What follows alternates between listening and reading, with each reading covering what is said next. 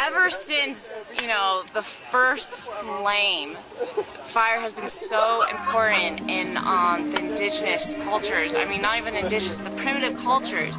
And so, in a way, I think society and humanity, sometimes we're so drawn to fire when it's a positive aspect. It's because fire, I mean, it just takes us back to our ancestors thousands, millions of years ago. The point of Black Rock City is that it's a radical, temporary community.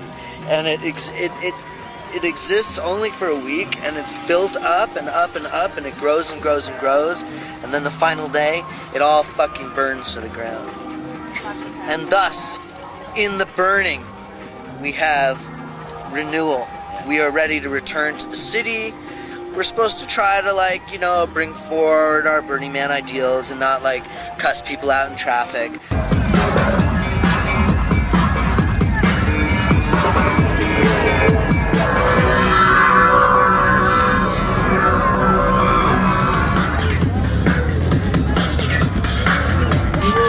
We're here at Costume Cult heading out to the burn. And the man's gonna burn in about an hour, and I was just communicating to all the newbies here. And we have at least half the people or so, it seems, are newbies. But as we go out and we look at them, you can see how much L-wire they're wearing, how great they're looking, and how much into it they've gotten. So the newbies here at Costume Cult, in my book, they're no longer newbies. They already got the veteran status. They know what they're doing. And yet, for traditionalists, for say strict interpretationists, they'll be newbies until the man burns. They've got about an hour of that title left, technically, if we were in, say, a court of law.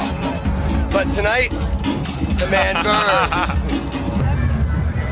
An 8-foot crude wooden statue of man is set on fire on a beach in San Francisco, and a few dozen people dance around it. Nearly 2 decades later, the man is several times larger, and 40,000 people dance around the man. Sometime between then and now, the man to some receives a spiritual significance, and the burning becomes a sacred act. There's no set meaning of the Burning Man.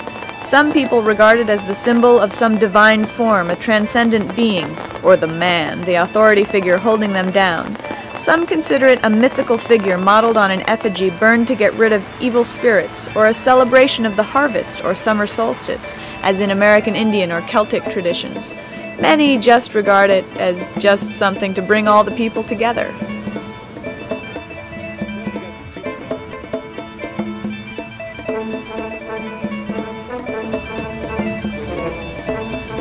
Man is burned on Saturday, and it's the first moment, and it's the ritual that defines the event in many ways.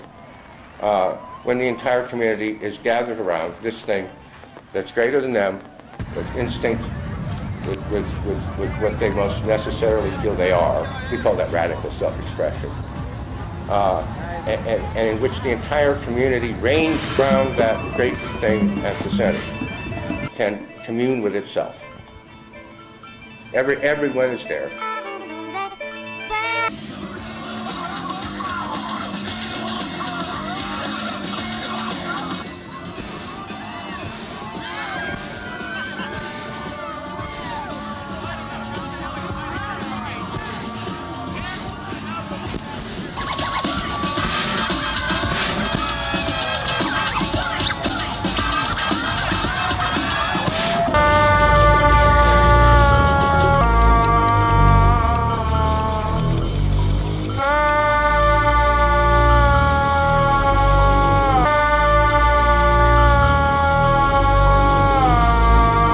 After the burn, it only gets weirder. A perimeter with rangers and other staff is set in place around the burning remnants of the man, but some of the participants dance around the fire and some manage to evade the security and walk through it, something that can have tragic consequences. Boom! In the center of the fire, and then kind of gets up and falls again, and rolls, and then gets up and falls out. He's gonna be hurting in the morning. Fucked up, man. Yeah. There's no perimeter. Like there's not like a fence or anything, so it's like people are free to go in, you know. The deal, and that's the Burning Man freedom and spirit, and it's really unfortunate for that fellow, but like it also, like, you know, life is like so precious out here, and like we live it to the fullest. So. 10 o'clock.